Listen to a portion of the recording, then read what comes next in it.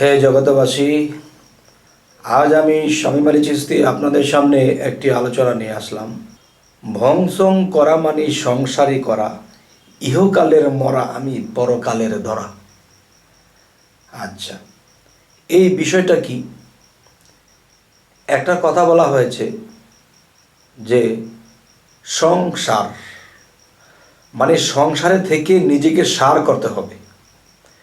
তো এখন যদি নিজেকে সার করতে না পারি, তাহলে আমার এই মানব জীবনটাই বেকার হয়ে যাবে।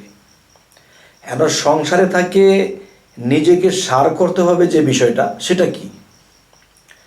যেমন এই পৃথিবীতে অনেক পাগল ফকির আছে, তারা কিন্তু সংসার ছেড়ে, বাড়িঘর ছেড়ে, দুনিয়ার লোভ লালসা ছেড়ে দিয়ে তারা জঙ্গলায় চলে গেছে।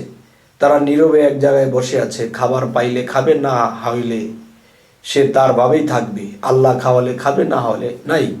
তো এখন যে বিষয়টা আপনাদেরকে বলতে চাই, সেটি হলো যে আমরা এই পৃথিবীতে মূলত এসেছি যে আল্লাহকে লাভ করব, নিজেকে চিনব, আল্লাহর সাথে প্রেমের খেলা খেলাবো, দুনিয়ার মায়া ত্যাগ করে আল্লাহ পর্যন্ত পৌঁছে যাব। এ হলো যে নিজেকে সার্থক করা, যে আমার মানব জীবনকে ধন্য করা। তো এখন দেখা যায় যে আমরা সংসারের মায়ায় পড়ে এবং সম্পদের মায়ায় পড়ে এমন একটা অবস্থানে আমরা পৌঁছে যাই, তখন আল্লাহ খোদা আমাদের অন্তরে আর থাকে না।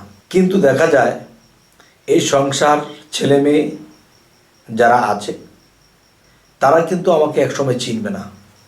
সেটা কোথায়? হাসরের মাঠে। আমি বলবো এখানেই চিনবে না। সেটা কেমন? যেমন আপনার নিজের বাবা মা, দাদা ফুপু না হোক, আপনি দেখবেন একটা ছেলেকে অনেক কষ্ট করে একে লেখাপড়া করিয়ে বাপ মা নিজে নিচের স্তরের কাজ করছে, বা বিভিন্ন ছোটোখাটো ব্যবসা বাণিজ্য করে নিজে অনেক কষ্ট করে চলে ছেলেকে পড়ালেখা শিখাইছে। তখন দেখা যায় ছেলেটা যখন শিক্ষিত হলো, তখন বিভিন্ন জায়গায় যখন মিশলো, তখন দেখা যায় নিজের বাবা মার প্রতি আর খেয়াল নেই। কিন্তু তাকে যে সাহেব বানালো, ম্যাজিস্ট্রেট বানালো, তাহলে দেখা গেছে যে নিজের বাবা মার প্রতি সেই খেয়ালটুকু নেই। যখন বিয়ে শাদী করলো, তখন বাবা মার খবর ফোনেও নেয় না, যদিও অনেক দিন পর পর আসে, এই কিছু টাকা ছিটায় দেওয়া যায়, এগুলা তোমরা চলো ফিরো খাও। তাহলে ওদিকে নিজের স্ত্রী তাকে আপন করে নিয়েছে, সে যা বলে তাই করে। তাহলে হাসরের দিন মরলে পরে কেউ কাউকে চিনবে না, এখানেই চেনে না। তাহলে আপনারা অনেক সময় আমাকে এমন কিছু কমেন্ট করেছেন যে আমার কথাগুলো ঠিক নয়, কিন্তু আমার কথাগুলো প্রমাণ করেন যে এই পৃথিবীতে আপনি যার উপকার করেছেন সে আপনাকে অবশ্যই লাথি মেরেছে বা আপনাকে কেউ অপদস্থ করেছে। আচ্ছা, যাই হোক, যে এই জন্য আমি প্রথমে কথাটা বললাম যে ভংসং করা মানি সংসারী করা, ইহকালের মরা আমি পরকালের ধরা। আজকে ছেলে মেয়ে সম্পদের মায়ায় যখন আমরা ডুবে আছি, এখানে তো চিনছে না যে সে আমাকে হাসরে কিভাবে চিনবে। হাদিস শরীফ কিন্তু স্পষ্ট কিছু কথা বলে গেছে যে হাসরের দিন কেউ কাউকে চিনবে না। তবে তরিকতের, আত্মজগতের কিংবা মারেফতের লোক হিসেবে আমরা হাসরের মাঠে আছি। আর শরীয়তের একদল লোক, তারা মৃত্যুর পরে হাসরের দিন উঠবে, কিন্তু মৃত্যুর পরে উঠবে একদল এখানে বসতেছে, আরেক দল যে আমরা বর্তমানে আছি। আচ্ছা, যাই হোক, এই কথাটি একজন মহাসাধক তিনিও বলেছেন যে পাপ পুণ্যের বিচারে এভাব সংসারে আসা যাওয়া করে জীবগণ, কেহ ঊর্ধ্বে চলে, কেহ পরে তলে, নিজ নিজ কর্মফলে করিছে ভ্রমণ। কেহ সিংহাসনে, কেহ বা কাননে, কত রোগী সুখী নাহি নিরূপণ। সকলে মিলাইয়া একদিন বিচার করিবে একজন, সে কি হতে পারে?